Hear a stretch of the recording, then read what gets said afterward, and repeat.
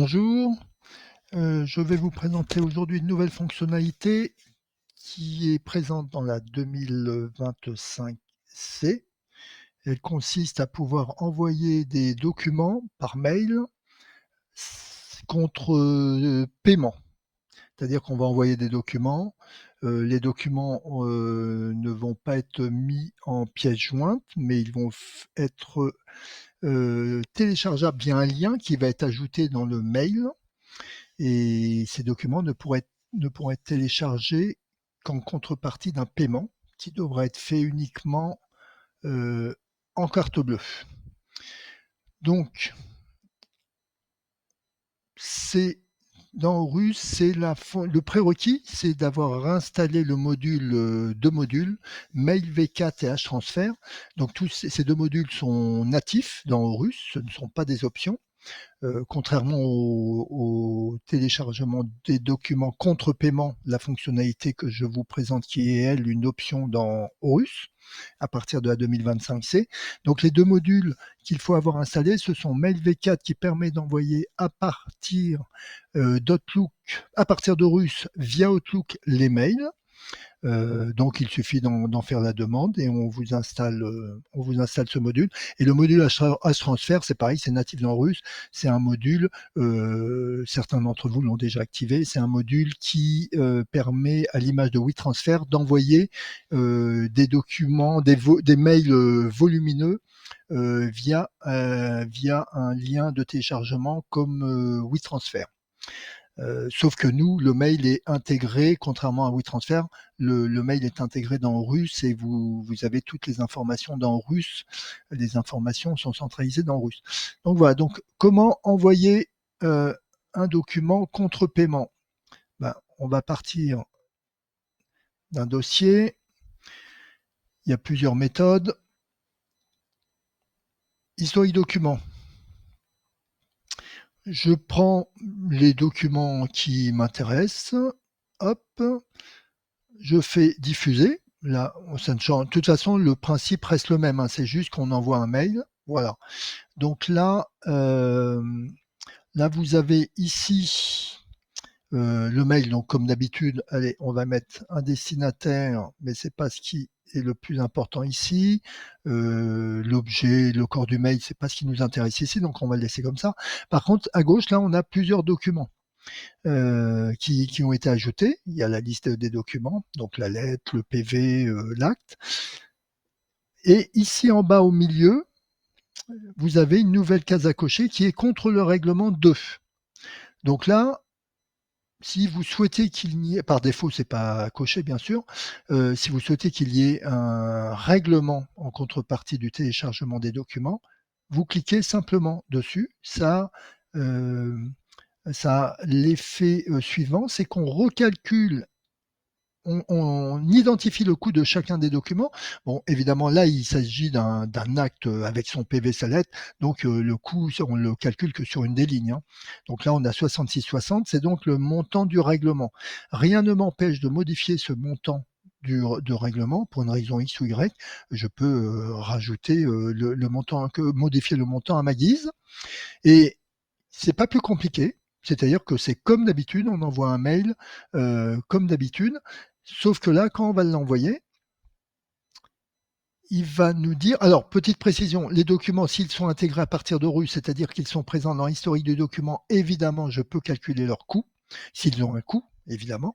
Par contre, avec cette option en bas, document, qu'on va chercher sur un disque, sur notre PC, par exemple, hop, je récupère un document ici. Bien entendu, ce document ne peut pas faire l'objet il n'y a pas de calcul de coût ni quoi que ce soit, il n'est pas dans Horus, bien évidemment. Ce document va être envoyé, mais donc là, vous pouvez ajouter le coût, évidemment, si vous connaissez le coût de document, etc. Vous faites comme vous voulez, mais en tout cas, seuls les documents intégrés dans Horus, seuls pour ces documents, on peut identifier le coût. Donc là, on envoie le mail tout simplement.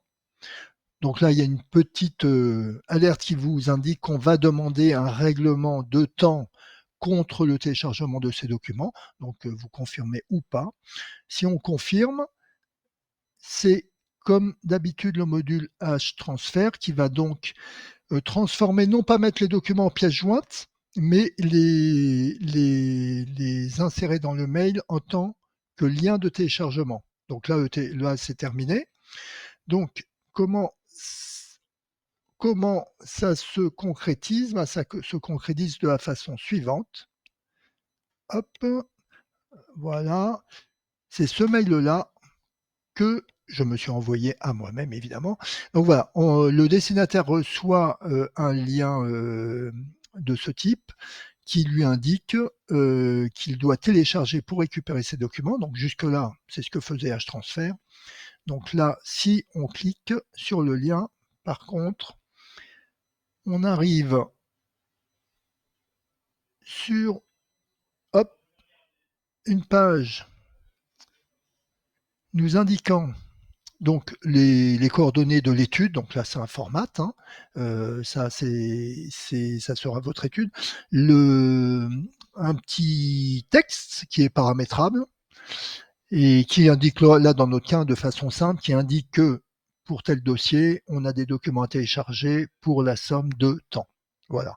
Il y a le nombre de documents à télécharger. Les documents sont en bas. Télécharger vos documents à l'issue de votre paiement, c'est l'étape 2, mais ils ne sont pas accessibles tant que je n'ai pas effectué le paiement. Donc le paiement, hop, le paiement, c'est après ça se débranche sur un alors c'est via le module système P hein, pour les règlements CB, c'est uniquement du règlement CB. Donc le règlement, c'est du classique.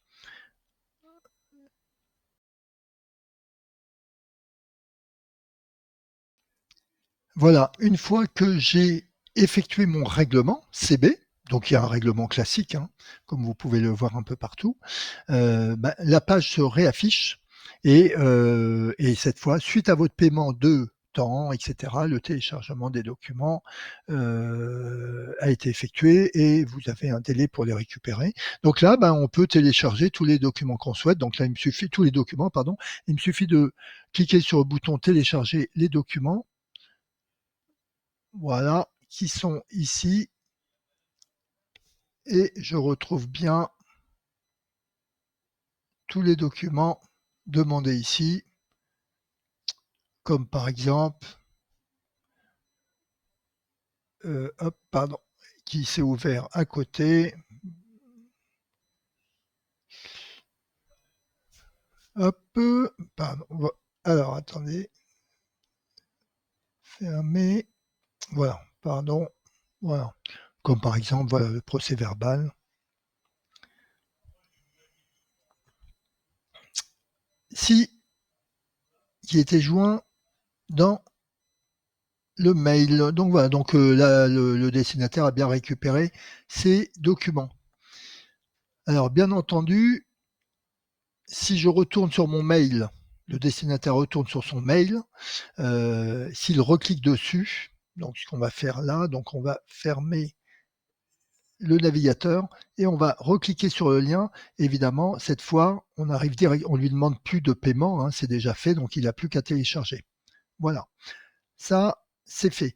Donc quel que soit l'endroit à partir duquel vous demandez à envoyer des documents, c'est-à-dire à partir de l'intervenant, du dossier, de l'historique document, etc., on vous propose d'envoyer documents contre paiement. La particularité, c'est juste le décompte de frais qu'on va reprendre là. Il y a une particularité. On va aller sur décompte de frais.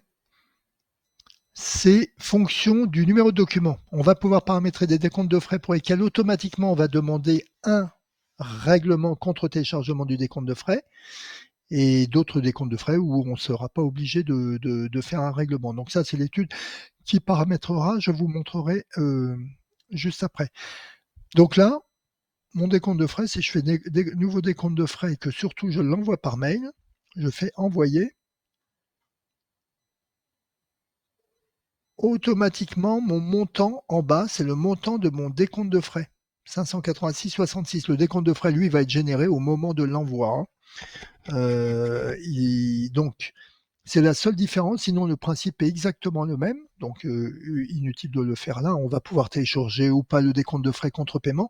Par contre, si j'ajoute d'autres documents au russe, peu importe les documents que j'ajoute,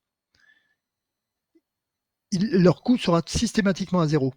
En clair, on estime que le compte décompte de frais qu'on envoie inclut tous les documents, inclut le coût de tous les documents qu'on joindra au mail.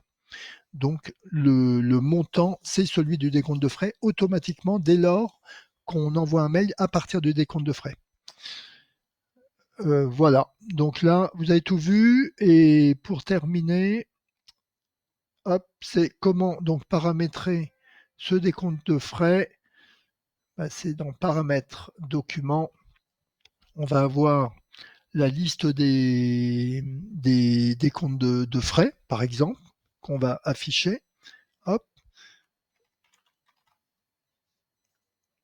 Alors, des comptes de frais.